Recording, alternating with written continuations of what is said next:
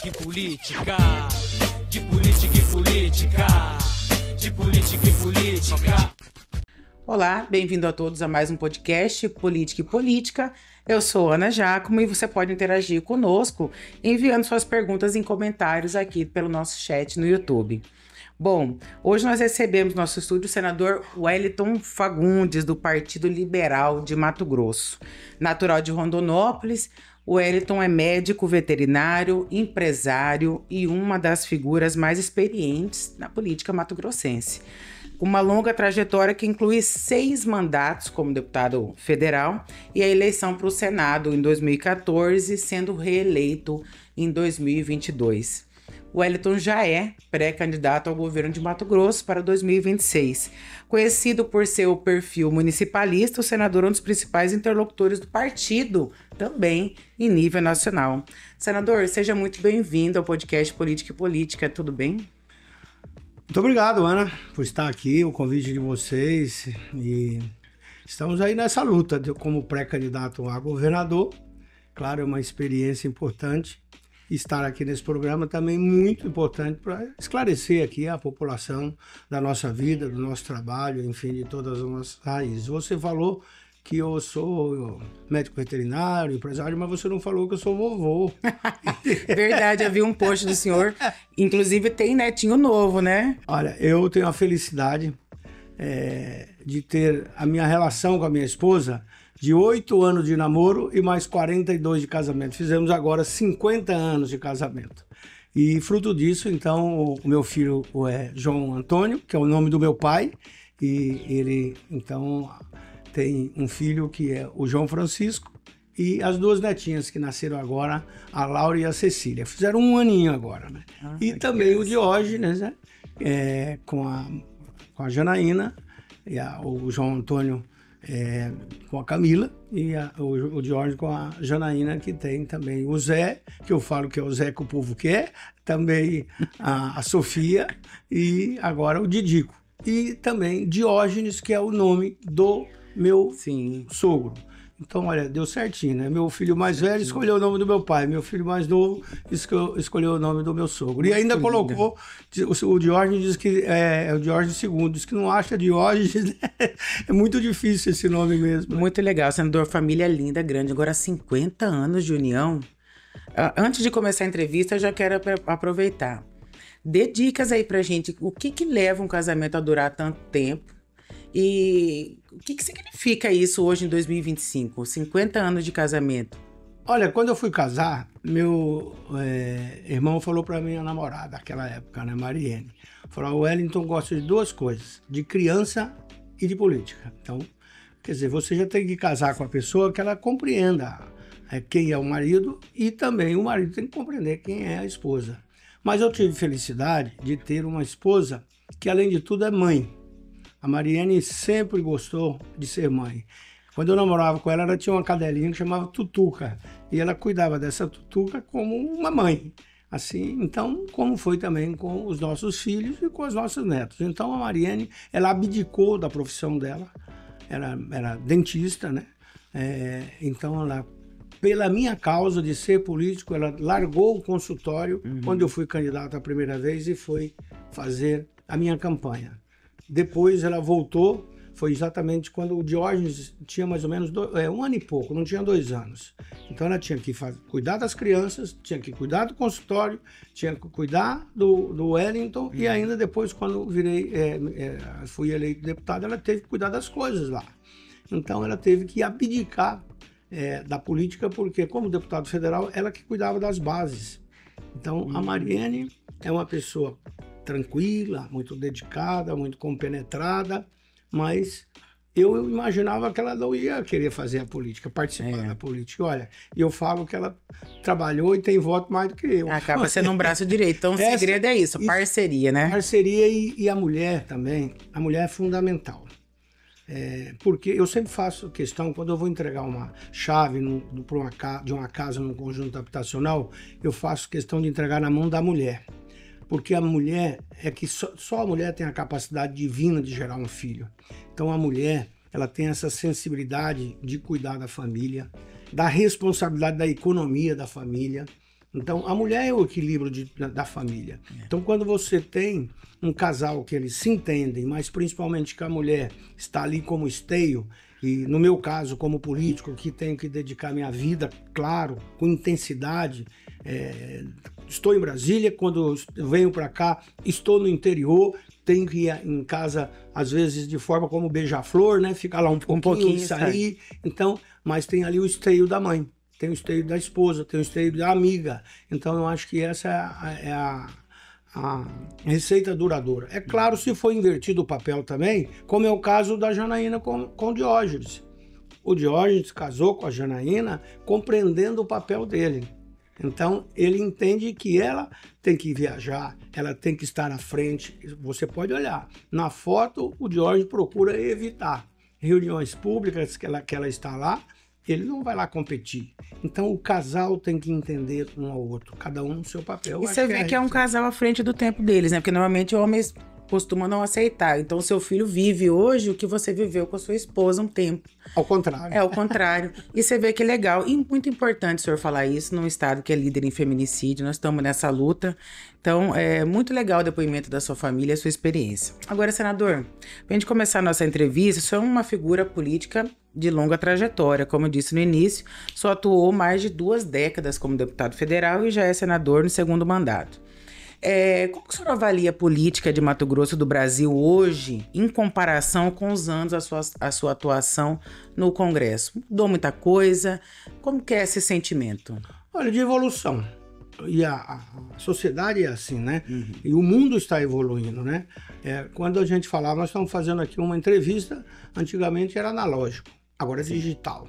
Uma câmera pequenininha, um telefone celular, consegue fazer tudo, né? Tudo. Então, o ser humano hoje está dentro de um telefone celular. A vida, a economia, as fotografias, a história dele está dentro de um celular. E tem mais uma, agora tem a nuvem, né? Aí você coloca na nuvem. Então, e fica lá guardado. Você armazena tudo, se você perder aquele aparelho, você tem lá na nuvem. O que é isso, né? A evolução tecnológica. E isso foi fazendo com que também o ser humano fosse se adaptando. E o político também da mesma forma. O que eu posso dizer é o seguinte, o político que não se adaptou aos novos tempos, ele vai perdendo, vai saindo fora. E eu quero dizer que eu sou veterinário. E eu, depois do meu 4º mandato, estava no 5º mandato, eu fiz um curso, uma pós-graduação na UNB em ciência política. Por quê? Mas como veterinário vai fazer ciência política? Exatamente porque eu precisava me atualizar, voltar para o banco da escola, estar presente com a juventude, conversar o linguajar da juventude. E olha, a minha monografia foi os fatores que influenciaram a reeleição no parlamento dos últimos 20 anos, lá atrás. A conclusão da monografia: político que muda com a família para Brasília dificilmente se reelege. Sabe por quê? Porque política, você tem que fazer a base. E é o que eu mais gosto de fazer. E em Brasília não tem base, né? Porque ali então, fica já vi todo mundo... muitos políticos de renome perder a eleição. Então, no meu caso, não. Eu faço questão de ser municipalista, de estar presente, visitar. Esse final de semana, por exemplo, eu fiz 6 municípios. Lá em Tesouro, por exemplo, tivemos o festival de praia, foram 5 horas andando, cumprimentando, conversando com as pessoas, ouvindo sugestões, problemas, às vezes até problema de saúde, que as pessoas não têm encaminhamento.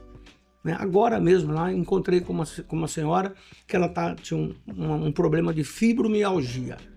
E ela dizendo, olha, está lutando isso há tanto tempo, precisa fazer uma lei. Eu falei, não, mas já a lei tem.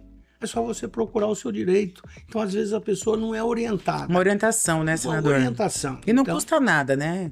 É obrigação nossa. É obrigação. Muitas pessoas perdem porque se fecha muito, né? Então, passa a viver, tipo, num gabinete. Exatamente. Então, eu faço política, primeiro, por prazer. É um sacerdócio. Adoro fazer política. Gosto de conversar com as pessoas. Meu pai sempre falava, tem que conversar, ouvir. O político tem que ouvir muito, né? E é importante porque, às vezes, de uma pessoa mais simples, você tem ali uma orientação sábia. Quando eu estava chegando aqui no prédio, eu cheguei ali, tinha um senhor, ele veio se identificar para mim, ele é de Rondonópolis. Rapaz, conheço você de guri. Ele começou a falar, falei, mas o que você faz aqui? Eu aluguei essa frente aqui do prédio e eu hoje sobrevivo aqui alugando o estacionamento. Então o prédio alugou para ele o espaço que é aqui, de vocês, onde vocês estão. Então, olha, aí ele falou várias coisas para mim que com certeza isso será importante para minha campanha eleitoral. Seu Dejair, inclusive, aqui, ó, conhecemos muito. Agora, senador, o senhor é um dos principais nomes do PL em Mato Grosso, né? Obviamente, pelo mandato, e um dos articuladores do ex-presidente Bolsonaro também no estado, né? O senhor participa de vários eventos e tem criticado a situação dele, e o senhor também defendeu a votação da anistia. Como que o senhor vê o avanço dessas investigações contra o presidente e qual que é o papel do senhor nessa defesa? Olha, bom, primeiro é importante historiar que o PL tem 40 anos de fundação do PL através do Álvaro Vale. E eu sou filiado há 40 anos no PL. Todos os meus mandatos foram pelo PL. Então, eu também tenho 50 anos de casado e 40 anos de partido, né? Então, isso, é claro que ele me trouxe, assim, não só essa convivência da origem do PL, do Partido Liberal, bem como também a vinda do presidente Bolsonaro para nós foi uma experiência. Porque o presidente Bolsonaro, ele já era uma estrela, presidente da República, uma figura extraordinária. Mas o senhor foi colega dele quando deputado federal. Durante 20 anos. Muitos anos. Nós, e aí convivi com o Bolsonaro nesses 20 anos como deputado. Toda quarta-feira tínhamos lá um jogo de futebol, ele gostava de jogar, eu gostava de fazer o churrasco. Não podia imaginar que ele seria presidente, nunca, né, naquela jamais, época. né? Mas, bom, ele foi eleito, então aí veio para o PL. E ele transformou o PL no maior partido. Né? O PL, hoje nós somos o maior partido na Câmara, no Senado, e agora tivemos a eleição municipal, e essa eleição foi fundamental, porque é a base, é a raiz, e o PL hoje também se transformou no maior partido. No caso do Mato Grosso, da mesma forma. Representação, nós cumprimos o dever de casa. O Ananias como presidente, o Zé Márcio Guedes como secretário, todo o diretório. O PL hoje governa 47% da população de Mato Grosso. Ou seja, as prefeituras polo, como Rondonópolis, Primavera, Sinop, Cuiabá, Vargem Grande e aí várias outras. Conseguimos fazer mais de 200 vereadores. Então o PL é grande no Brasil e hoje é muito grande aqui no Mato Grosso. Mas tudo isso nós devemos, claro, à liderança do presidente Bolsonaro. A gente fala até a grife presidente Bolsonaro. Isso foi fundamental. E essa questão do processo dele, como que está correndo lá? Como que o senhor tem atuado, o partido tem atuado nessa defesa do presidente? Olha, do ex-presidente. Nós entendemos que as próximas eleições, sem a participação do presidente Bolsonaro, não serão eleições democráticas. O presidente Bolsonaro hoje está preso. Prisão domiciliar com tornozeleira, por quê? Não teve nenhum ato de corrupção. Ele não é acusado de nada de corrupção. O presidente Bolsonaro apenas por ter falado. Ah, mas ele desagradou esse e aquele. A democracia é assim. Se eu não tiver direito de ir e vir, se você como jornalista não tiver o direito de questionar os políticos e às vezes fazer uma pergunta que eu posso não ficar satisfeito, mas eu tenho a obrigação de responder e te respeitar como profissional. Então, o que nós estamos vivendo hoje, nós do PL não concordamos. E vamos trabalhar e vamos insistir para o presidente Bolsonaro ser o nosso candidato e também para que a gente tenha anistia, né? Porque nós não concordamos com aquelas milhares de pessoas que foram presas e achamos que muitos injustiçados. Claro, quem fez baderna, quem quebrou, dilapidou o patrimônio público, tem que pagar. Mas de acordo com a sua situação. E eu sempre me refiro, uma cabeleireira com a arma que foi um batom. Ela foi lá numa estátua, escreveu, repetindo uma frase do ministro do Supremo Tribunal Federal. Perdeu o mané. Que ele fez essa frase irônica, né? O ministro fez uma ironia. E ela escreveu, no outro dia foi lá, lavou com sabão e água. Tá perfeita. Essa mulher pegar 14 anos de prisão, não dá. Então, assim como também, o Brasil ainda é muito machista, né? O feminicídio está aí, né? Firme, né? Cada dia mais a gente vê notícias, né? Que a gente tem que acabar com isso. Por isso, inclusive, eu fui autor do projeto de lei para que, no mínimo, 30% das vagas do Legislativo sejam das mulheres. E agora estamos aprovando a lei eleitoral, já foi aprovada semana passada na Comissão de Constituição e Justiça, 20%. Mas eu não concordo, nós vamos agora derrubar no plenário e vamos votar para que seja 30%. Porque a participação da mulher nas eleições, né? Não, nas cadeiras do Legislativo. Câmara de Vereadores, deputado estadual, federal e senador. 30% de vaga das mulheres. E olha, a minha esposa Marina, ela sempre fala isso nas palestras dela. Se as mulheres não buscar, não forçar a sua participação, ainda demorará 200 anos para que no Brasil as mulheres com a mesma jornada de trabalho, né, com a mesma competência, possam ganhar igual. Hoje não, ganham aproximadamente a metade. Né? E isso está errado. 52% dos eleitores brasileiros são mulheres. Como é que pode o parlamento praticamente ter 10% da média? Aqui, em Mato Grosso, a deputada Janaína está no 3º mandato, a única deputada é mulher do Mato Grosso. Isso está errado. Claro, ela foi a mais votada, é um destaque, mas precisa de mais alguém, precisa de mais mulher lá para estar ajudando nas bandeiras sociais, porque a mulher tem essa capacidade muito mais. Uma renovação legal que teve foi a Câmara de Cuiabá, né? Tem uma mesa diretora toda de mulheres, então tá mudando, né, senadora? Mas por isso que nós temos que forçar. Sim. Tem que forçar aí aquela história de cotas. Muita gente é contra cotas. Mas, gente, sabe-se que a população negra tem muito menos oportunidade. Então nós temos que forçar. Muitas pessoas não entendem dessa forma, acham que é um privilégio, né? Olha, eu trabalhei e criamos a Universidade Federal de Rondonópolis, segunda Universidade Federal de Mato Grosso. Foram mais de 20 anos de luta, né? E aí, essa universidade lá em Rondonópolis tem um curso de medicina, como Sinop tem, Cuiabá, Varza Grande.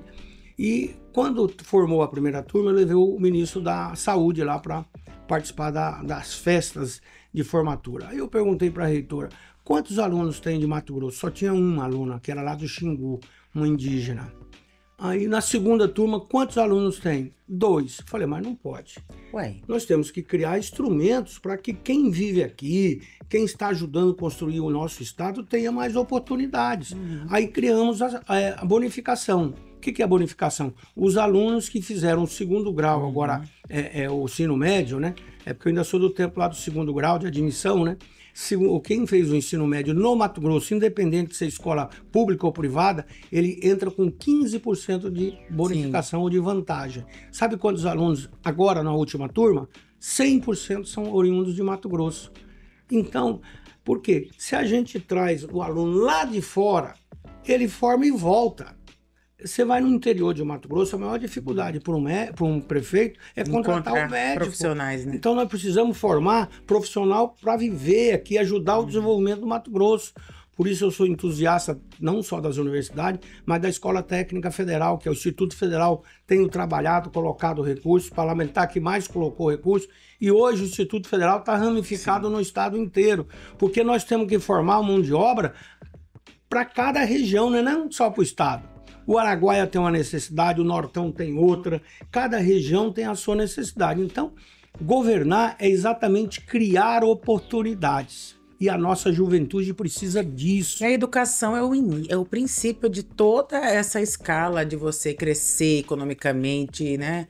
Porque sem educação você não consegue prosperar em nada, né? É o problema do Mato Grosso. Sim. Hoje o Mato Grosso é o estado que mais desenvolve, né? A gente fala que é o maior exportador, sim, mas tem algumas coisas erradas.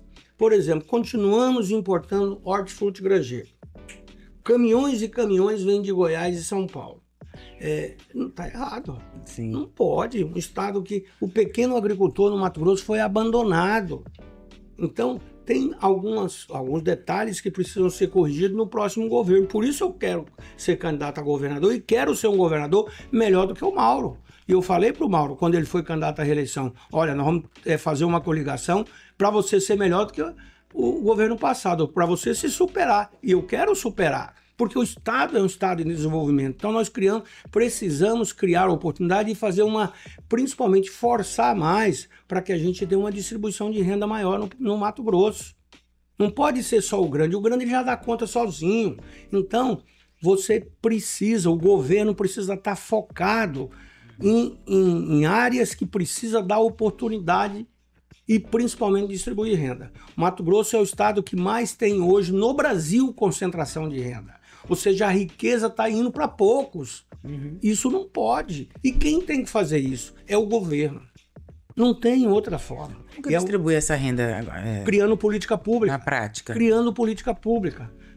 Essa área que eu te falei aqui do ensino profissionalizante, fazer com que... Eu, por exemplo, agora, como parlamentar, coloquei um recurso para o Instituto Federal de Educação Tecnológica e fizemos o programa Teresa de Benguela. O que é isso? Teresa de Benguela é uma história lá de Vila Bela da Santíssima Trindade, uma negra, né, que ela assumiu e tomou o reinado e reinou por 40 anos. A resistência da mulher de origem africana, com a força, né? Isso representa Teresa de Benguela e a história de Vila Bela da Santíssima Trindade. Qual que é esse programa? Capacitação de quase 2.000 mulheres em condição de vulnerabilidade. É o recurso para ir lá buscar a mulher ex-presidiária, buscar a mulher que não teve estudo, que está sem marido, que ela sem família, às vezes tem filho, mas não tem a estrutura, e dar a oportunidade de capacitar e ainda levar o recurso para ela montar o seu primeiro negócio. Aí você vai perguntar, mas quantos por cento disso dá resultado? Se der certo 1%, é 1% de já oportunidade. é alguma coisa, né? Se der 10%, muito é 10%. Se a gente conseguir 60%, então nós temos que trabalhar para isso. Não pode dizer, a pessoa está lá, ela não estudou. Não, vamos levar essa pessoa para a inclusão. Ela foi uma mulher presa. Gente, ela já cumpriu a pena, essa pessoa tem que ser recuperada, tem que ter oportunidade. Sim. Então isso é o trabalho do social, isso é a visão que um governo tem que ter. O governo não pode olhar só estrada, não pode olhar só infraestrutura, é importante para promover o desenvolvimento, mas tem que cuidar do cidadão, do ser humano acima de tudo. E no caso, sempre a mulher é a mais vulnerável. E é a que mais estrutura uma família. São políticas a médio e longo prazo, né? Mas tem que começar em algum momento, né, senador? O senhor falou e o governo pode só olhar em obras. Não está no nosso roteiro, mas eu queria saber se o senhor tem informações e qual que é a sua opinião. BRT, Portão do Inferno, quantas anda essas obras? O senhor tem alguma informação de bastidor? Teve alguma conversa com o governador sobre isso? Isso aí dá até pra gente respirar, né? Toma uma água. É uma obra tão importante, né? Sim. Eu defendo que tenha a duplicação, inclusive 2 vias para Chapada dos Guimarães. Tem possibilidade de construir uma via fora, aqui por baixo da serra, é uma MT, tem aí um projeto em andamento, mas até agora o governo não assumiu, o governo do estado não assumiu esse projeto. O senhor fala da 030? É, da 030. Ah, tá. Que é muito importante, ela vai promover uma nova área de Fica pertinho, né, senador? Pertinho também, e fora do problema lá da serra. Mas ali é uma estrada que tem que ser concluída, aquela questão do Portão do Inferno. Eu coloquei um recurso de 18 milhões para o Portão do Inferno, para transformar aquilo ali num espaço maior, estacionamento, enfim. Aí veio esse problema todo, tá lá, né? O governo começou a obra, mas infelizmente houve sim ali um erro de planejamento, isso é claro que houve. Então hoje está um problema e aí o governo do estado tem que decidir com a sua equipe de engenharia, né? Porque nem sempre o mais barato é o melhor, porque às vezes o mais barato faz com que você faça retrabalho, e aí o custo fica dobrado. Então ali, espero que agora a secretaria tenha concluído os estudos. O senhor fala em mais barato é o quê? Porque 56 milhões que foi investido ali é barato, né, senador? Não, está ficando muito mais caro, esse é o problema. Porque houve ali, às vezes, eu com certeza, porque nós estivemos lá com os especialistas, e eles foram claros, nós tivemos uma audiência pública lá, estava o Wilson Santos, estava o Sérgio Ricardo, presidente do Tribunal de Contas, em que eles disseram que aquele tipo de obra não daria certo. Então, o barato ficou caro, porque esse barato lá já representa grande desperdício de recursos. Agora vamos fazer um túnel, né? Vamos ver se vai dar tempo, né? Não precisa fazer. Então lá tinha 2 alternativas que os técnicos indicavam. Ou era um túnel ou era um viaduto. todos os dois ficavam muito mais caros que a obra que começou. Ah, por isso que o senhor fala em mais barato. Entendi. Exatamente. Era muito, o volume de investimento era muito maior, só que era muito mais sólido. É. Então, optou-se por fazer aquela obra. E hoje está provado que não deu certo. Então, vai ter que fazer outra alternativa. Optou-se pelo retaludamento, que seria você, para quem está nos assistindo, tirar aquele paredão, fazer com que ele ficasse um pouco mais plano para evitar os desmoronamentos e ampliar em 10 metros ali a estrada. No entanto, o projeto apresentou falhas na estrutura. O secretário de Infraestrutura, Marcelo Padeiro, disse em palavras mais fáceis que o paredão está esfarelando e que por isso não seria possível. Então eles vão tentar passar um túnel. Agora, e o BRT, senador? Mas espera aí, esse caso aí, eu não sou engenheiro, então Sim. eu não posso dizer. Lá quando fomos lá, os engenheiros, os especialistas disseram e deram um parecer que qual era o melhor caminho. O governo entendeu de não fazer, não ouvi-los. Então, por isso, eu entendo o seguinte, como governador, eu sou veterinário, mas eu, como veterinário, não posso ser dono da verdade da veterinária. Eu tenho que deixar os técnicos dizerem o que deve fazer. Então, eu entendo que um governador ele tem que ter sensibilidade de conversar com as pessoas. Um governador, o prefeito, o presidente, não precisa ser nem formado, mas ele tem que ter sensibilidade política. Sensibilidade política é você arrepiar quando você olha e vê o problema do cidadão. Então, governar é, acima de tudo, conversar, dialogar, ouvir e decidir, mas decidir, claro, de acordo com aquilo que tem uma orientação. No caso, se ela é técnica, tem que ser com a orientação técnica. E hoje o mundo, a informação está aí à vontade. Eu quando me formei, é claro que eu não sabia tudo da veterinária. Quando eu tinha um problema, eu chamava meus professores.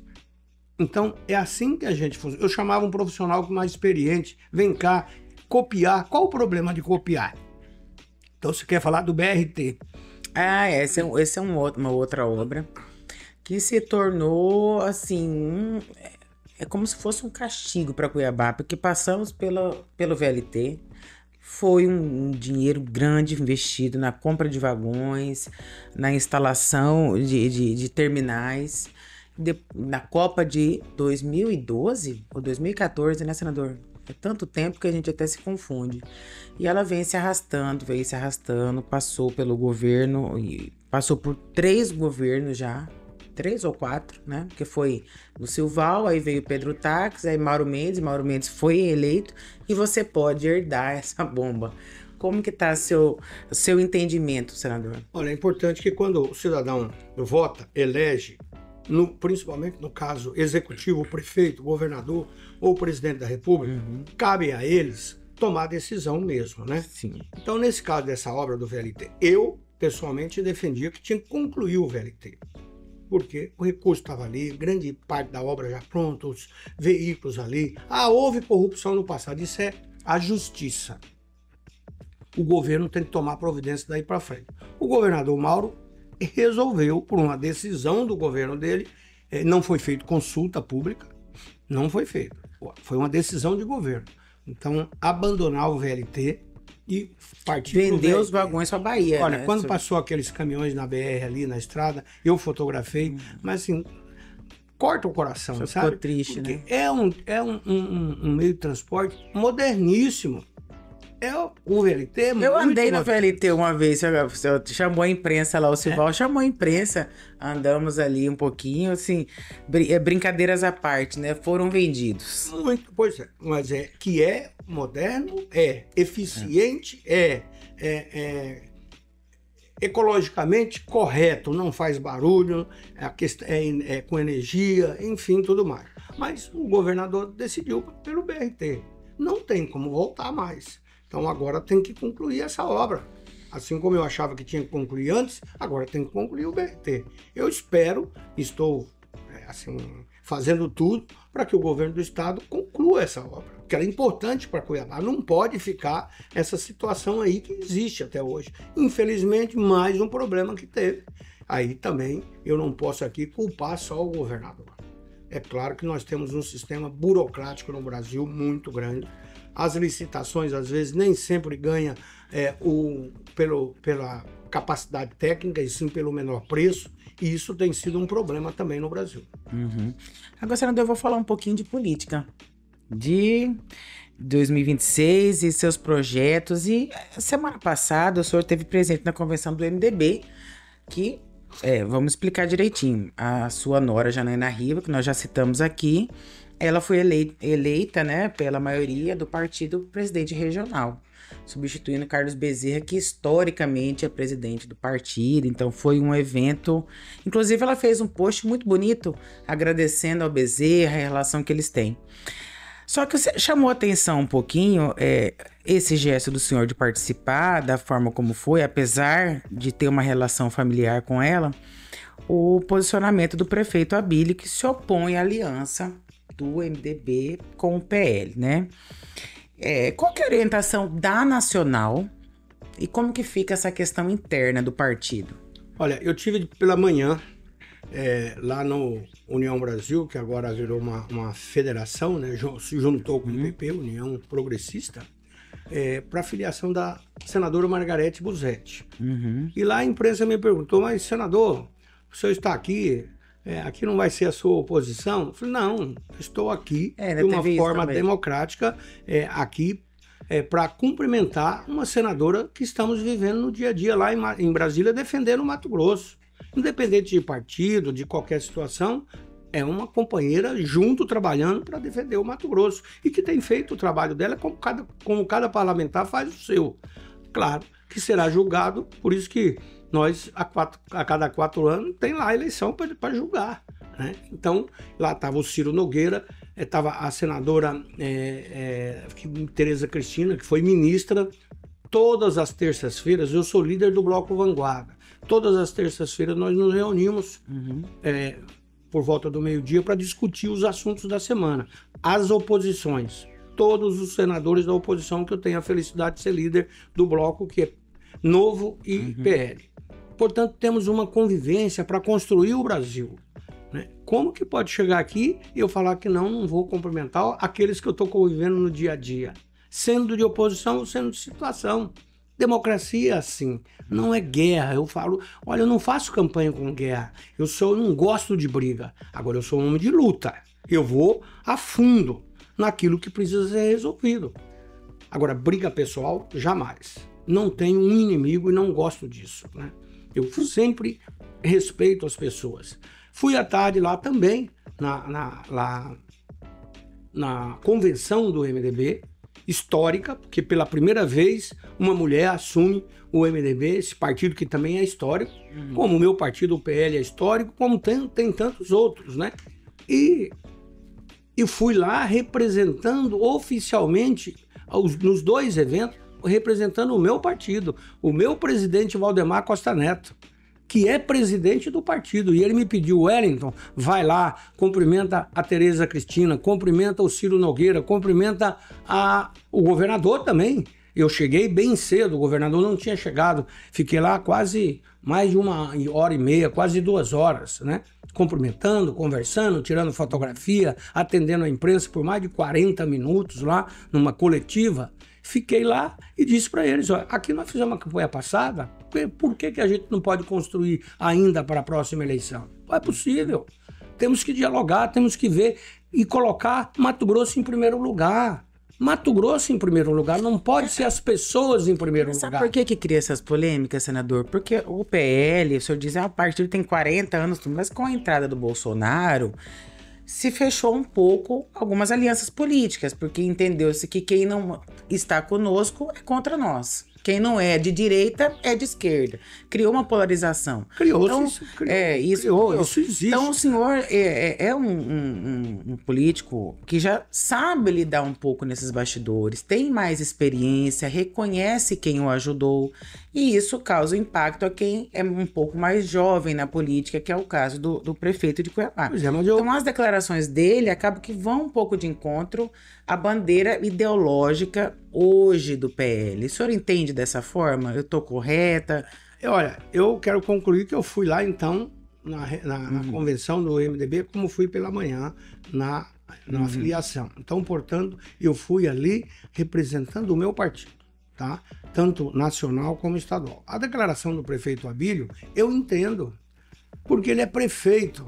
Então, é claro, o prefeito, todos os prefeitos, precisam estar próximos do governo. Seja do governo federal para captar os recursos, seja do governo do estado. E claro, o governo do estado está mais próximo. O governador tem que atender prefeito, é obrigação do governador.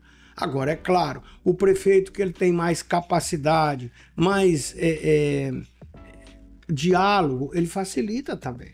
Agora, o prefeito vai falar que o governador não presta? Não pode. O prefeito tem que elogiar o governador para buscar trazer para a sua cidade.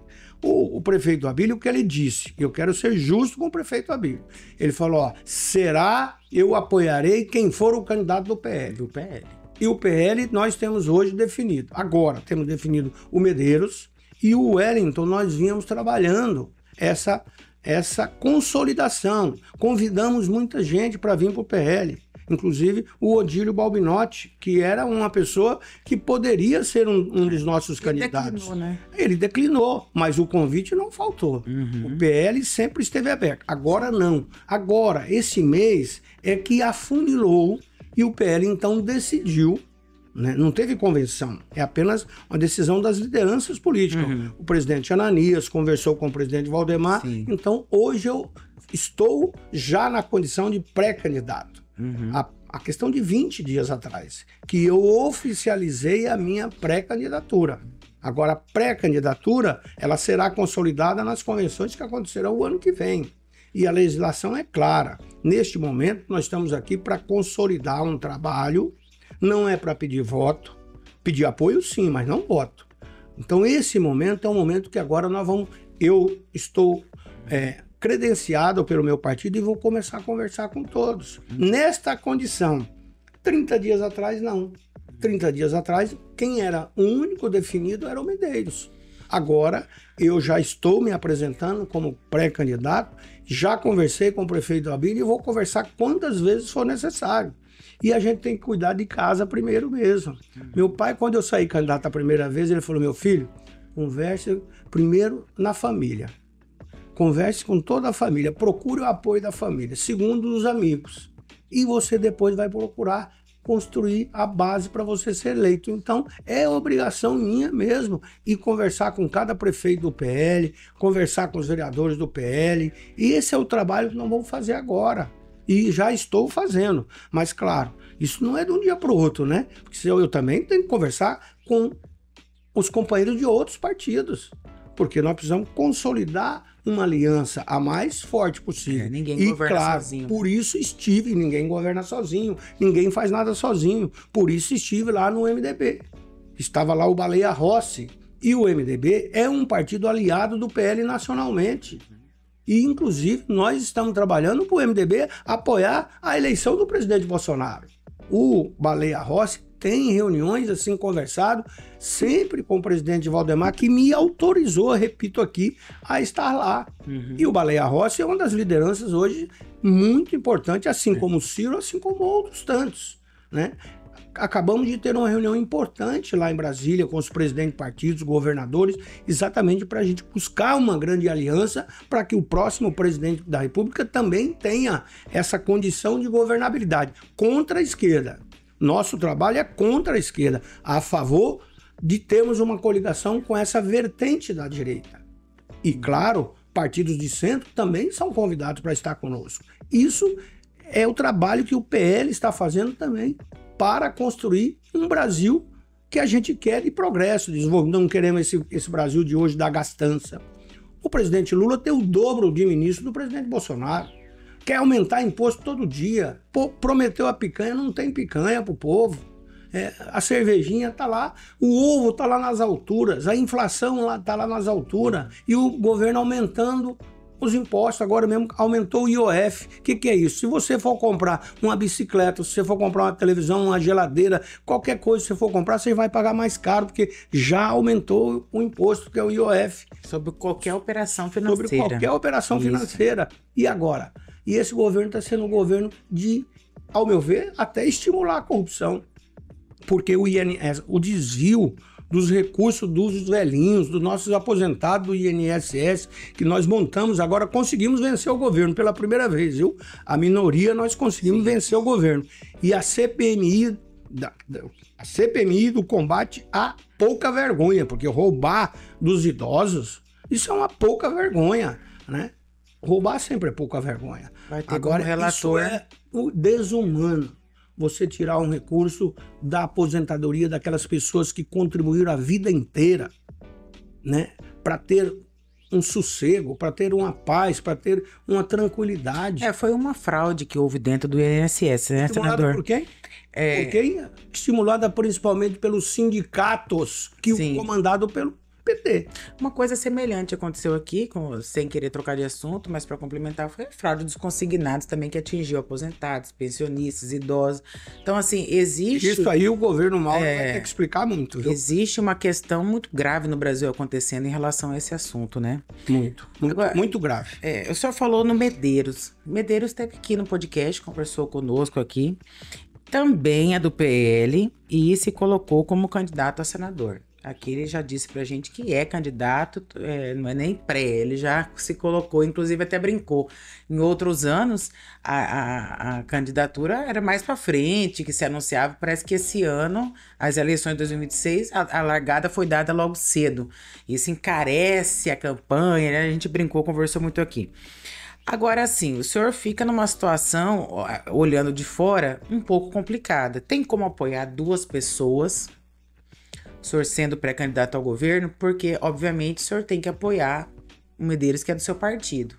E a Janaína também busca, possivelmente, essa candidatura ao Senado. Ela mesma não descartou o governo também. Como que fica essa questão familiar, essa questão do partido? O senhor pode falar um pouquinho pra gente sobre isso? Bom, primeiro eu quero dizer que o Medeiros também, nós convidamos para vir para o PL. Sim. O Medeiros veio para o PL e foi muito bem recebido por todos nós. Assim como o Abílio veio para o PL e nós recebemos muito bem. Assim como o prefeito de Rondonópolis, Cláudio, e assim o prefeito lá de Sinop, o prefeito de Primavera do Leste, seu Roberto Dorne, o Manique, todos eles foram convidados para vir para o PL. E por isso o PL se transformou no maior partido do Mato Grosso. Isso foi um trabalho de habilidade do nosso diretório, dirigido pelo presidente Ananias e também o Zé Márcio. Então isso foi um trabalho que o Ananias fez assim, de forma assim, extremamente dedicada, com autonomia de 100% do nosso diretório nacional. O presidente Valdemar e eu endossei também, dando total autonomia. E foi muito importante. Esse trabalho foi muito bem feito. Agora, nós estamos num outro momento. Esta eleição agora terão 2 vagas para deputado, para senador. Sim. E nós já definimos com o presidente Bolsonaro, com o presidente Valdemar, que o PL só terá um candidato a senador. Na nossa chapa, se nós conseguimos fazer uma ampla coligação. Quando é ampla coligação, uma coligação que seja forte, independente do número de partidos. O MDB é um partido extremamente importante, assim como também nós estamos conversando com a federação. Este momento, como a própria deputada Janaína colocou, ela foi eleita presidente com a responsabilidade de construir o partido. Então, tem que formar chapa, todo partido tem que formar chapa de deputado federal, deputado estadual, que é difícil. O único partido que não tem dificuldade, e temos hoje chapa completa para deputado federal, estadual, é o PL. Nós fizemos 4 deputados federais nas eleições passadas e temos meta de eleger 3. É difícil, mas vamos tentar. Dos 8, elegemos 4. metade é do PL. Metade é do PL. Então, esse é o projeto do PL. Desculpa interromper, senador. O senhor quer mais água? Não, aqui ainda tem um pouquinho. Mas pode trocar também. Pode ser natural ou só com gás? Natural. Essa nós temos, então, meta de elegermos pelo menos 3 deputados federais, 5 deputados estaduais. E o PL tem tamanho para isso. Por isso, nós queremos e vamos trabalhar para conquistar todos os prefeitos do PL, todos os vereadores, para a gente marchar junto na chapa proporcional. Na majoritária já é diferente. Na majoritária tem que buscar também o apoio de todos aqueles que vão concorrer. E aí a história de senador, principalmente, é o tal do segundo voto. Então é importante que o Medeiros procure ser o voto do PL, mas também tem que buscar o de lá.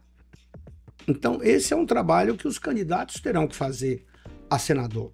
Por isso que nós definimos de ter só um candidato a senador para poder ter essa relação de apoio com os outros candidatos. Quando o senhor fala um candidato a senador, o senhor fala que necessariamente não precisa ser do PL, mas da coligação. Não, um do PL. Tem que ser do partido. Isso é uma decisão nossa. Seria o Medeiros, já está batido o martelo. Está definido. E aí? E a outra vaga, nós podemos lançar um segundo candidato também do partido. Então, o senhor está me dizendo aqui, o senhor pode apoiar 2 nomes. Sim, 2 nomes. Podemos estar apoiando 2 Fica isso no horário eleitoral, grava para os 2, acontece assim? Estando coligado, pode gravar para os 2. Entendi. Então o senhor pode apoiar. A gente tá tossindo, pessoal, tanto eu quanto o senador, porque tá uma gangorra climática, né? Eu só fazendo uma apêndice aqui. Então, assim, nós estamos com a garganta. E nessa linha aí a preocupação é com as queimadas. Não pode queimar. O senador tá tomando antibiótico, ele me falou aqui no off, então desconsidere. Mas voltando ao assunto, senador, então, tudo bem, sem problema. Apoiar Janaína e apoiar Medeiros. Se tivermos coligado. Se tiver coligado. Porque pode sair também o que se chama de candidato avulso. É possível um candidato, por exemplo, até não ter candidato a governador. Um partido até não ter candidato a governador. Ter candidato a deputado federal, senador, estadual e não ter candidato a governador. É possível também algum partido ter candidato só a senador. É possível. Como que tá essa formação? O senhor falou para mim aqui do passado, né? Elegemos 4 federais e o tamanho do partido, a prefeitura, tá. O Ranalli esteve aqui, também conversou conosco no podcast, falou que é candidato a deputado federal, que quer, que tem esse perfil e tal. Já tem...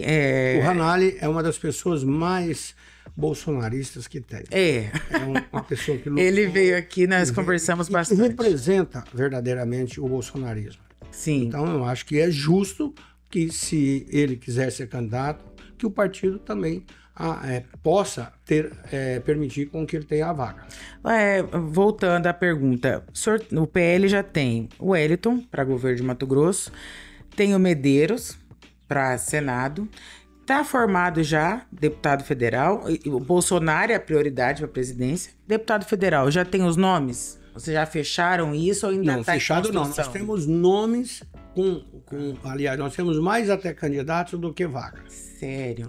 É o único partido que tem, tanto para estadual como para federal. Agora, é claro, daqui até lá, vamos conversar muito, porque às vezes um se consolida mais, outro menos, então isso é natural. Você fala, olha, agora vamos abrir mão, você abre mão para cá, você vai ser estadual, você vai ser suplente. As suplências também, né? Agora, assim, continuando nesse papo de política, como pré-candidato ao governo, quais seriam as prioridades, senador, dessa futura gestão? O senhor já falou um pouco de educação, dessas obras e tal. Tem algo que o senhor queira especificar ou que já tenha no seu coração uma semente que é o seu projeto de vida? Bem, eu só quero ser governador para ser um excelente governador. Por isso que eu falei que eu quero ser melhor que o governo do Mal. Lembrando que o senhor foi candidato já e teve uma votação muito expressiva, né? Ficou bem próximo. Já fui candidato e cada vez mais a gente vai se preparando. É uma aprendizagem. E por isso eu disse aqui, a gente não pode achar que sabe tudo. É sempre aprender.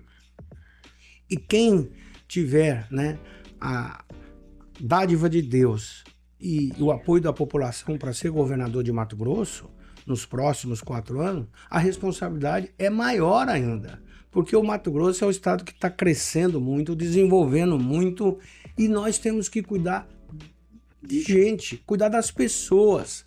Então, por quê? Como eu falei aqui da universidade, então não adianta essa riqueza ficar na mão só de poucos. Nós precisamos criar oportunidade para as crianças, para os jovens que estão aí, sedentos por oportunidade de emprego. Agora, o que está acontecendo no Mato Grosso? Infelizmente, nós temos aqui um apagão de mão de obra qualificada. Então, nós precisamos centrar nisso aqui, fazer essa distribuição de renda, criar linhas de crédito. Como o presidente Bolsonaro, em plena pandemia, o que nós fizemos? Criamos o Pronamp. O Pronamp foi o quê? Pela primeira vez na história do Brasil, o governo emprestou dinheiro para o pequeno, para o micro, sem aval, sem garantia, apenas para que ele tivesse a capacidade de não fechar, de gerar emprego. Olha, foi a maior distribuição de renda que aconteceu no Brasil para municípios e estados. Foi exatamente na pandemia. Então o governo encontrou solução. Vacina, fomos comprar vacina no mundo inteiro. O Brasil foi o país que mais vacinou proporcionalmente. Aí criticam, o Bolsonaro era contra a vacina, mas ele fez o papel de estadista, comprou. Ele foi lá na Rússia, ele é anticomunista, ele foi lá conversar com o Putin para garantir com que os fertilizantes chegassem no Brasil, principalmente o potássio, que só lá, que é o maior produtor. Se não parava o campo, parando o campo, parava a cidade. Então, o governante tem que agir como estadista. O Lula não está sendo, porque o Lula criou essa confusão lá com o presidente dos Estados Unidos e não quer conversar com o presidente dos Estados Unidos. Ele não está sendo estadista, ele tinha que ser. Isso nada, não se resolve. Não... Porque aí, como é que pode? O Brasil, nós vamos brigar de igual para igual com os Estados Unidos. Gente, é a maior nação do mundo. O posicionamento é esse, né? Que os impactos não foram tão grandes como esperados e que mas nós não quer ser atendido, né? Pois é, mas o Lula já falou, ele não quer falar com o Trump. A China, os maiores países todos foram lá conversar, dialogar. Agora, não tem nada a ver com perder a soberania. Não. Nós temos que conversar e negociar com altivez. Por exemplo, agora, a questão da moratória da soja. Isso está aqui. Eu quero até perguntar, a próxima pergunta, né? O senhor tem defendido o fim da moratória da soja, classificando essa decisão do CAD como um avanço. No entanto, o acordo é visto por alguns como uma ferramenta para o combate ao desmatamento, né? Como que fica o impacto dessa decisão para o agro Mato Grosso? E como que o senhor concilia a produção agrícola com a conservação ambiental? Olha, não tem ninguém no Mato Grosso dos políticos que defenda mais a questão ambiental. Eu sou médico veterinário, faço questão de usar o verde, porque representa exatamente a esperança, representa o meio ambiente, isso é o verde. Então, eu defendo o Pantanal, defendo um Pantanal sustentável, mas não pode ser um Pantanal abandonado como está aí. Por isso que eu criei o Estatuto do Pantanal, já aprovamos no Senado, tem que aprovar na Câmara, porque sem lei a coisa fica totalmente à deriva. O nosso pantaneiro hoje está abandonado e criminalizado. Qualquer coisa que o pantaneiro fizer no Pantanal é crime. Então o nosso Pantanal é uma acusação que eu estou fazendo.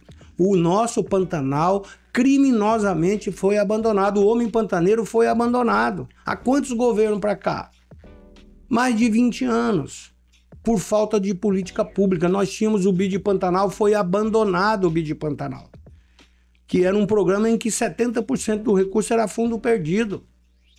E as cidades da Baixada Cuiabana são as cidades hoje com maior índice de pobreza. Menor IDH é aqui na Baixada Cuiabana. Eu fui fazer um passeio em Barão de Melgaço recentemente. E lugar muito lindo, histórico. Minha sogra nasceu, criou-se lá, mas não tinha opção. Era um domingo, não tinha nada. A cidade, a impressão realmente, senador, é de abandono. Agora nós tivemos com a FAMATO fazendo um grande projeto, a FAMATO está fazendo de fazenda sustentável. Maravilha. Estamos trabalhando junto com as universidades. Eu coloquei recursos para fazer os poços artesianos, junto com as universidades, com a Associação Mato Grossense de Municípios, o Neurilan, presidente, e agora o Léo Portolino tem feito um trabalho brilhante. Então, o governo é isso, buscar parceria com todos. E agora a questão da moratória da soja. Sim. A moratória da soja, nós temos aqui, é importante dizer, o Código Florestal Brasileiro foi uma lei produzida com ampla discussão, com o Brasil inteiro discutindo o nosso Código Florestal. O Aldo Rebelo, que era do PCdoB, da esquerda, nós entendemos que era o homem que podia trazer o diálogo. E conseguimos votar o Código Florestal, que é a legislação mais evoluída do mundo. E eu tive o ano passado com a AproSoja na Europa. E lá nós fomos explicar isso para eles. Porque o que nós fomos lá discutir?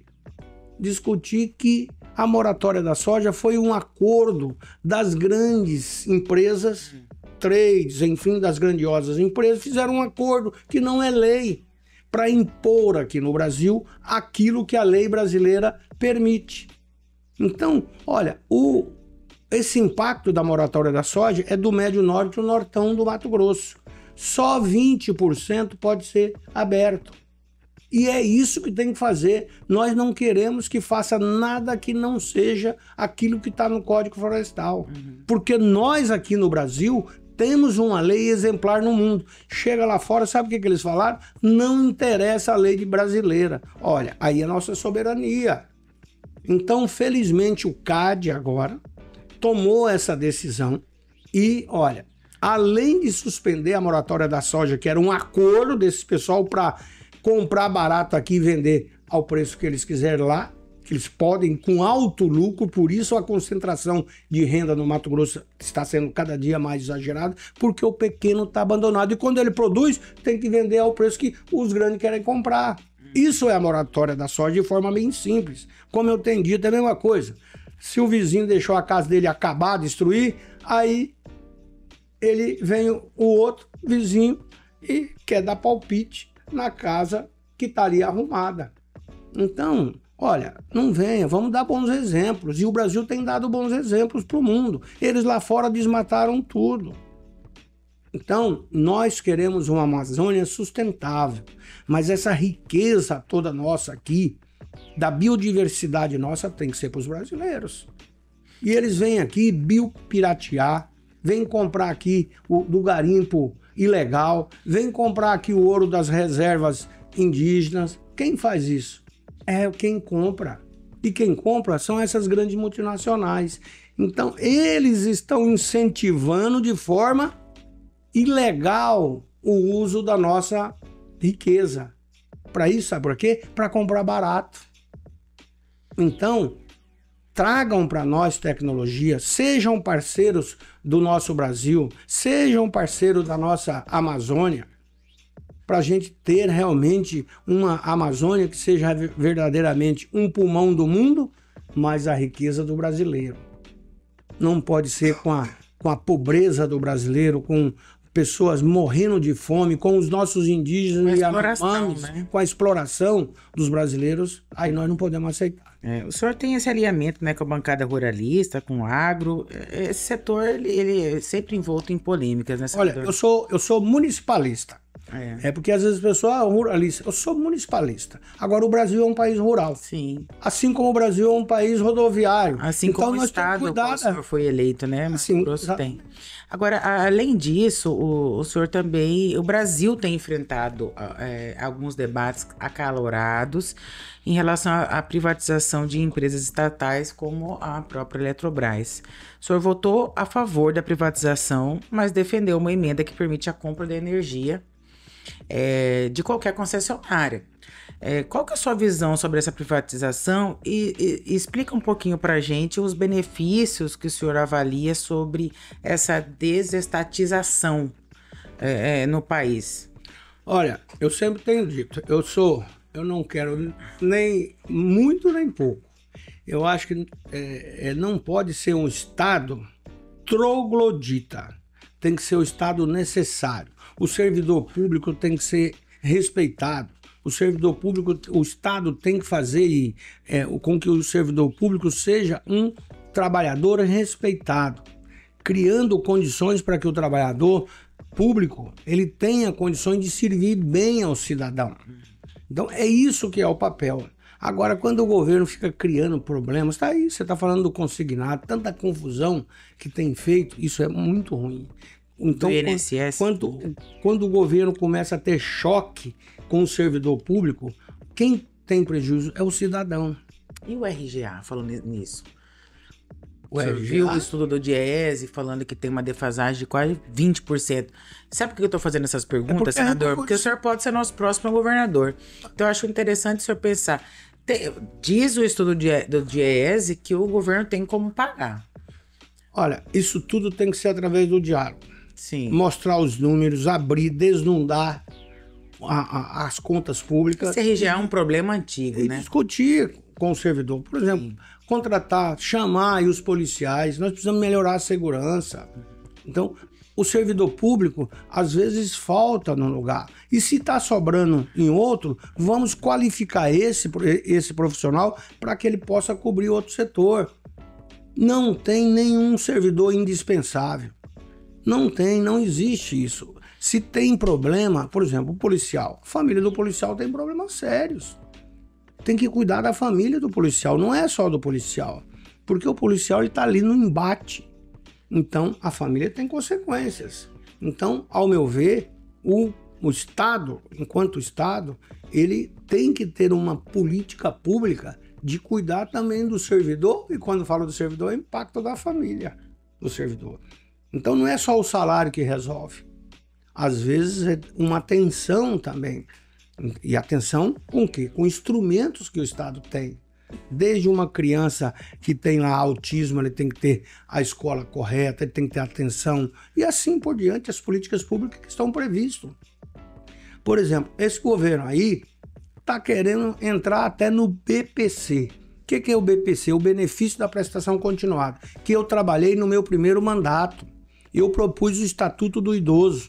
Depois foi pensado a muitos outros projetos e criamos, o Estatuto não, criamos, eu propus a Política Nacional do Idoso. Depois criamos o Estatuto do Idoso.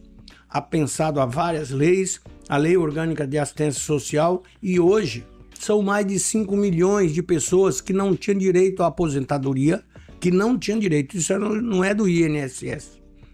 São pessoas que com mais de 65 anos, principalmente trabalhador rural, trabalhador doméstico e outras profissões que não tinha carteira de trabalho assinada. E também os deficientes físicos cuja família seja carente. Olha, um salário mínimo só, e o governo agora querendo fazer exigências para que esse idoso, para comprovar, ele tenha que ir ficar em fila. Olha, isso é maltratar, isso é crueldade. Eu não vou aceitar isso no meu governo. O idoso tem que ser respeitado. As pessoas, um deficiente físico, o governo tem que ir ao encontro, não é fazer o deficiente físico vir aqui, não.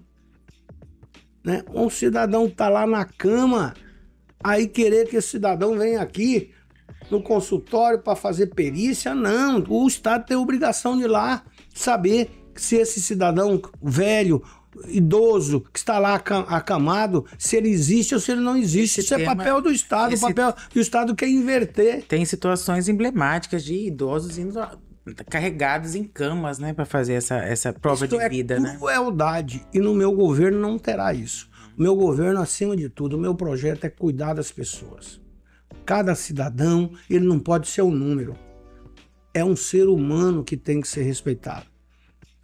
Primeiro, isso. Essa questão ambiental, tudo é importante, porque nós temos que conviver, nós temos que cuidar das futuras gerações, nós temos que ter respeito com as futuras gerações. Por isso, eu trabalho tanto com essa questão do Pantanal, quero uma Amazônia sustentável, não aceito desmatar, não aceito isso fora da lei.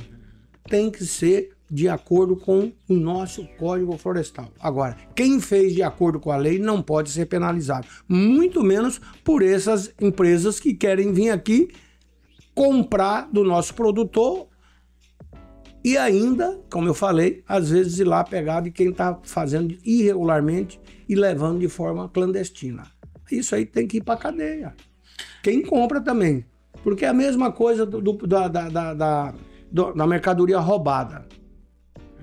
O receptador, ele tem que ter uma pena maior, porque vocês sabem que hoje tem muito, né? Roubo de coisa, fios, essas coisas. Quem compra, né? Quem compra, porque ele vai pegar aquilo para fazer o quê? Sim. E às vezes é uma pessoa que tá ali drogado, tal, vai lá e tem alguém para comprar. Nossa, uma então, vez o receptador, uma residência a qual eu posteriormente aluguei, tinha um fio na casa, roubaram tudo e é vendido em pessoa que compra cobre, né? São empresas normais, funciona normal. Então, assim, Então, tem que combater a ponto receptação. importante e nunca vi ninguém falar sobre isso, Tem né? que combater. Agora, o senhor fala, a gente conversou de vários assuntos, tá? Eu queria abrir o espaço, senador. Projetos que o senhor tem apresentado, que já tenham sido aprovados, ou que o senhor está em construção. Eu sei de alguma coisa sobre corretores de imóveis. O senhor tem um espaço agora para falar um pouco do seu mandato, por gentileza. Olha, eu falei do idoso. Esse foi o projeto que me deu mais Alegria, glória, né? entendeu? Alegria, entendeu? Porque quando você cuida do idoso, pessoas que trabalharam, que fizeram tanto para a nação, um país digno, não pode virar as costas para os seus idosos. Sim. E claro, o deficiente físico mais ainda, na mesma intensidade. Porque às vezes nasce uma criança cuja família seja carente, essa família tem que ser mais cuidada. Mas eu sempre tenho como foco, e sempre trabalhei, por exemplo, no Mato Grosso. Somos um estado exportador. E aí a Lei Candir, ela veio para incentivar a exportação. E aí, na lei, tinha que fazer uma compensação para esses estados que exportavam, porque não tinha, era isento de imposto. O governo ficou 20 anos, mais de 20 anos, sem pagar os municípios dos estados brasileiros. Eu fiz a lei. Sem repassar, né? E foi exatamente o presidente Bolsonaro que sancionou a lei, que é do FEX, Fundo de Compensação das Exportações. Isso representa 58 bilhões. E Mato Grosso é o estado que mais recebe. Todos os prefeitos recebem no final do mês, hoje, porque é lei. Nós chamamos o Supremo Tribunal Federal, e na época o ministro Gilmar Mendes, que foi o mediador entre... Aí é o papel do Supremo. Nós fazemos a lei. O Supremo ele tem que fazer com que a lei seja cumprida, com o Ministério Público participando. E hoje, todos os municípios, todos os estados recebem, principalmente Mato Grosso. Isso é mais importante que qualquer emenda parlamentar, porque isso é certo na conta dos municípios. Então, isso foi um trabalho feito em parceria com a Associação Mato Grossense dos Municípios e também com a Confederação. Por isso que eu sou municipalista. Por exemplo, a questão do FPM. O que é isso? A distribuição do que se arrecada no Brasil. Só 14% vinha para os municípios. E nessa luta eu sou vice-presidente da Frente Parlamentar em Defesa dos Municípios. Conseguimos trabalhar.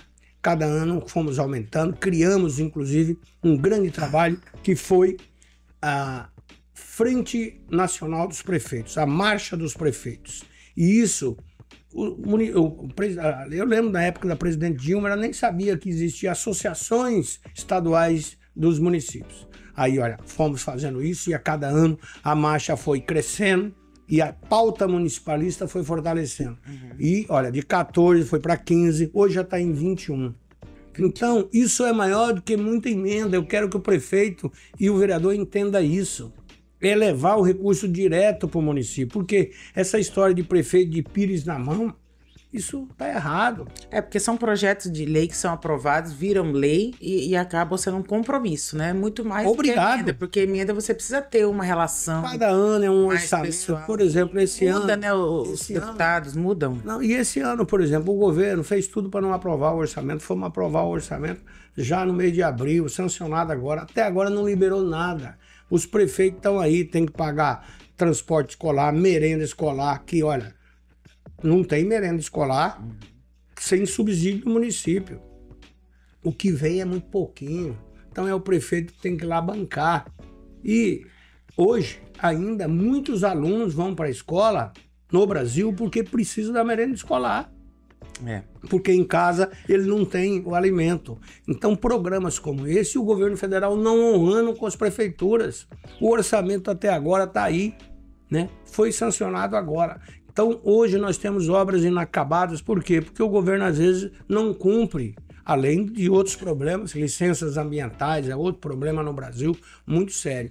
Então, eu sou um defensor de fazer com que o recurso venha para a base. Então, que venha para a base. Base, como o presidente Bolsonaro dizia, tem que ser menos Brasília e mais Brasil. E eu falo ainda menos, tem que ser menos ministério, mais Brasil, porque não é possível um técnico lá de Brasília definir aonde vai ser construída uma obra lá em Rondolândia. O cara nunca viu Rondolândia, não sabe o que é Rondolândia, não sabe que para chegar em Rondolândia você tem que vir aqui em Cuiabá, ir no estádio de Rondônia e voltar. O prefeito Guedes lá, que faz um trabalho brilhante. Então é isso que é o municipalismo, é conhecer cada município, cada localidade. O prefeito, ele tem que conhecer o seu município, e o governador tem que conhecer o seu estado. E eu sou um parlamentar, eu sou um político e conheço cada recanto desse estado. Todas as cidades, todos os municípios, e conheço as pessoas. E gosto de conversar com as pessoas. Gosto de ser criticado para aprender, para poder corrigir os meus erros, que é natural no ser humano, é uma evolução. Como a gente começou no início do programa. Tem que aprender, evoluir e poder servir mais ao cidadão. É esse o papel do político. Aprender com críticas construtivas, né, senador? Senador, nós Não, até a destrutiva. Até a destrutiva também. Uma vez eu ouvi um pastor, eu falando, olha, chega aqui na igreja, às vezes a pessoa ele está deprimido, está com um problema, tal. Então o político, como o pastor, ele tem que estar preparado para receber, às vezes, até o xingamento, a revolta do cidadão. E o político tem que ser como o sacerdote. Ele tem que ouvir, entender o cidadão e buscar encaminhar o problema. Porque se o político achar que não, o cara veio aqui revoltado e me xingou, claro que a gente não vai estimular ninguém a xingar ninguém. Mas que o político tem que estar preparado para crítica e tem que saber conduzir para que as pessoas sejam bem atendidas. Isso aí é sem dúvida nenhuma. Isso é um dom, né? Igual o senhor disse, a política é um sacerdócio, né? Tem que ser. Olha, eu adorei a entrevista, nós chegamos ao fim do podcast. O senhor é um homem inteligentíssimo, poderíamos conversar aqui durante mais um tempão, porque eu tenho muita coisa que eu gostaria de saber, mas deixo já previamente o espaço aberto. Ano que vem tem eleição, então a gente volta a se falar, com certeza. E eu quero dar o espaço final para o senhor se despedir de quem está nos assistindo, deixar uma mensagem ou dizer algo que de repente não foi perguntado, o senhor fique à vontade. Ana Giacomo, simpática também, já nos conhecemos há muito tempo. Eu gosto demais de estar falando com todo jornalista, porque são vocês que levam a informação. Por isso que tem político que não gosta, tem medo de falar com a imprensa. Não quero falar não, eles vão me fazer perguntas absurdas. Não, muito pelo contrário. A gente tem que estar preparado, tanto como eu falei aqui, de um cidadão simples, como também de um profissional da comunicação. Por isso eu defendo, junto com o presidente Bolsonaro, junto com os companheiros do PL, para que a gente cabe com esse ativismo judiciário, para que a gente tenha realmente cada poder no seu papel, o Legislativo fazer lei, o Ministério Público fiscalizar, o Tribunal de Contas da mesma forma e o Executivo fazer o seu papel de executar, mas o Legislativo, o Judiciário também fazer o seu papel lá. Isso, nós no Brasil hoje estamos tendo algumas coisas embaralhadas aí. E nós defendemos, acima de tudo, a liberdade, né?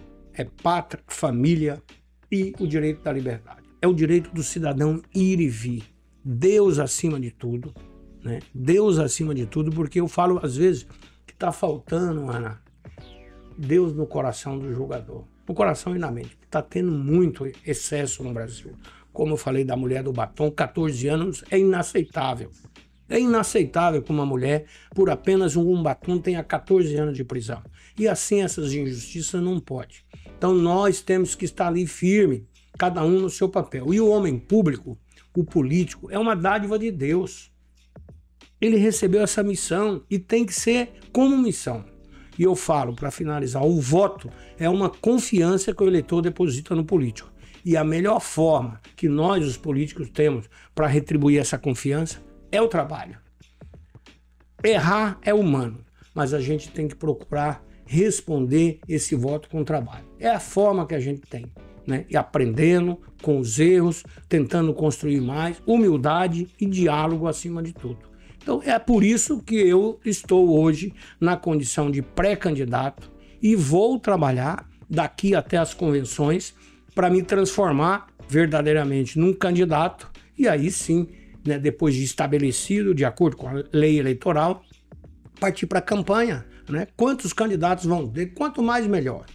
é bom que tenha muitos candidatos, para que aí cada cidadão possa escolher, né? Ver quem é que tem propósitos, né? Eu, por exemplo, sou a favor e apresentei a lei para que plano de governo, promessa de campanha tem que ser lei. Se o candidato prometeu e não cumpriu, tem que ser cassado. Aí o senhor complica a vida do pessoal, hein?